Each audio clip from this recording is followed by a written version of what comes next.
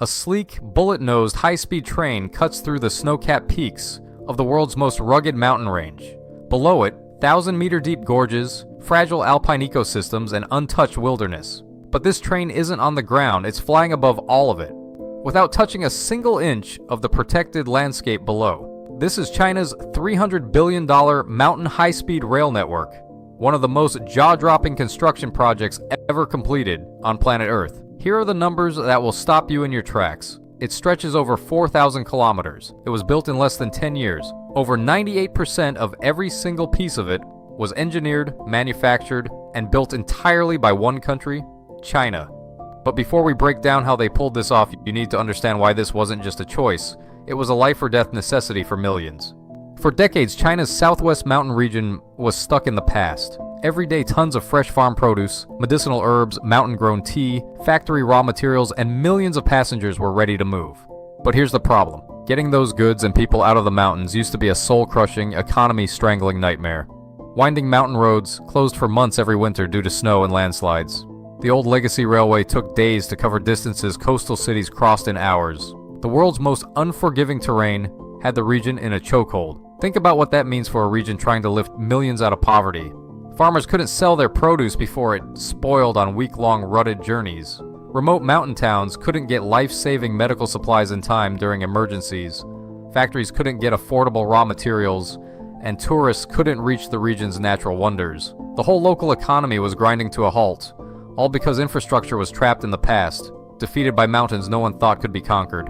China needed something bold, something to rewrite the rules of mountain infrastructure. In 2014, its top railway engineers put forward a near impossible proposal, a high-speed rail network cutting straight through the roof of the world. This wasn't a back-of-the-napkin idea. For 5 full years before construction began, teams used centimeter-level satellite mapping, drone aerial surveys, and deep earth seismic sensors to map every fault line, underground river, and patch of unstable rock across the 4,000-kilometer route. They documented 14 active earthquake fault lines, areas where the ground shifts up to 5 centimeters a year, and temperatures that swing from 40 degrees Celsius in summer to minus 40 degrees Celsius in winter.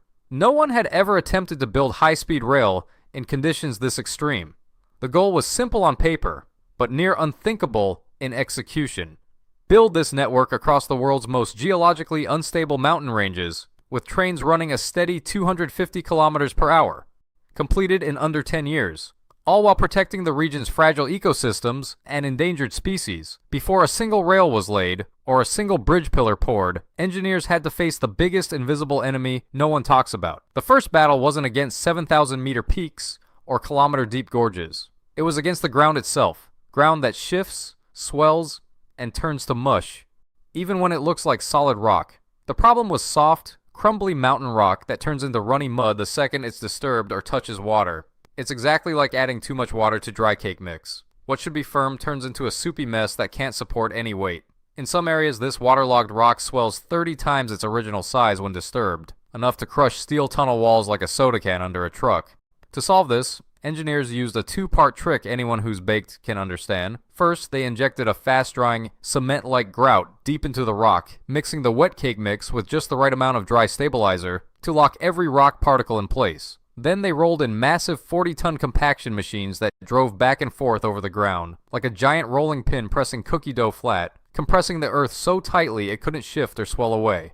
It was a simple solution, but never before used on this scale in such extreme terrain. Now here's the part that will make your jaw drop. This network isn't just tracks on the ground. It's 70% bridges and tunnels, floating over gorges and slicing through mountains. This isn't railway construction. This is a sky highway for trains. Start with the bridge pillars. The tallest stands at 196 meters. That's as tall as a 65-story skyscraper. Even the average pillar is 30 meters tall, about the height of a 10-story apartment building. Each is made of 2,000 tons of reinforced concrete, weighing as much as 300 full-grown African elephants. And we're not talking about 1 or 2 pillars, there are over 2,000 of them, each drilled 80 meters deep into the mountain bedrock, like pinning a poster to a wall, with nails driven straight through the drywall into the studs, secure enough to hold through gale-force winds and violent ground shakes. If the bridges are the visible marvel, the tunnels are the hidden magic. 80% of these tunnels sit 3,000 plus meters above sea level, where the air is thin, Temperatures drop to minus 40 degrees Celsius in winter, and rock is under so much pressure it can explode without warning. It's exactly like a shaken soda can popping open the second you open it, sending razor-sharp rock shards flying at 100 meters per second. To tame this, engineers didn't just drill through the rock. They used a high-pressure water jet to pre-cut tiny cracks in the rock face first, like poking tiny holes in a balloon before deflating it, releasing pressure slowly so it doesn't pop. Then they used tunnel boring machines the size of a football field, each with 500 rotating cutting teeth that chew through rock like a giant electric toothbrush scrubbing away plaque, with millimeter-perfect precision. Then there are the rails themselves. These aren't ordinary steel rails. They have to withstand extreme temperature swings of over 80 degrees Celsius without warping or breaking.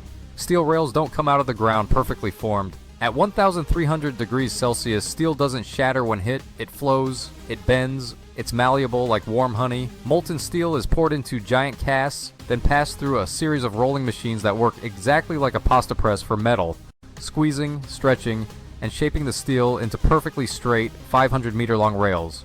With a smoothness so precise the gap between two joined rails is thinner than a human hair. That's why you can set a coin on its edge on the windowsill of a 250 km/h train, and it won't fall over. When the first train rolled across this network in 2023, the journey from Chengdu to Lhasa, once a 3-day grueling mountain drive or a 48-hour trip on the old railway, took just 12 hours. The trip from Kunming to Bangkok, once a 36-hour bus ride with dozens of border stops, now takes just 3 hours. That is not a small improvement. That is a complete transformation of time, space, and possibility for 120 million people living in the region.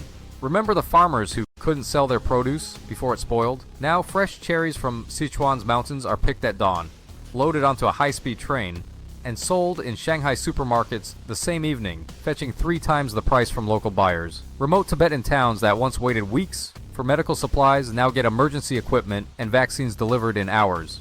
Small factories in Yunnan can now get raw materials from Guangzhou overnight and ship finished goods across the country the next day, competing with big coastal manufacturers for the first time. What was once a region trapped by mountains is now connected to the rest of China and the rest of the world in a way no one thought possible a decade prior. Is the project perfect? No. Building across the world's most fragile ecosystems required unprecedented environmental safeguards, and the project came with massive upfront costs, requiring decades of economic returns to fully pay off. There were also immense engineering setbacks, from tunnel collapses to landslides, that pushed construction teams to their limits. But in terms of engineering ambition, mastery of nature's harshest conditions, and life-changing impact on millions of people, it stands as one of the most remarkable infrastructure feats in human history. If you made it this far, you just took a journey through one of the most ambitious construction projects in the world. And you did it without a single boring engineering lecture or confusing jargon, just pure jaw-dropping scale and the human story behind it. That is what this channel is all about. Breaking down the world's most insane mega projects, the hidden engineering genius behind them, and the real people whose lives they change, one video at a time. If you could build one game-changing infrastructure project anywhere in the world, what would it be and where? Drop your answer in the comments below.